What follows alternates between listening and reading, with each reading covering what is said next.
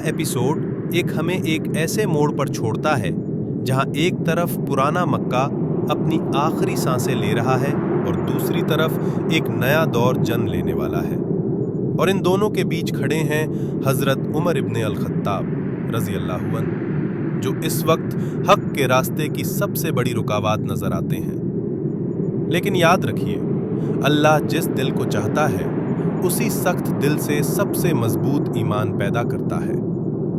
Episode 2 में हम देखेंगे कैसे यही उमर, जो आज इस्लाम के सबसे बड़े मुखालिफ है, कल इस्लाम के सबसे बड़े मुहाफिज बनने वाले हैं। अगर आपको ये कहानी पसंद आई हो तो वीडियो को लाइक करें, इससे शेयर करें और किस्से इस्लाम को सब्सक्राइब जरूर करें, ताकि इस्लाम की तारीख के ऐसे ही हकीकी और रूहानी किस्से आप तक पहुंचते रहें।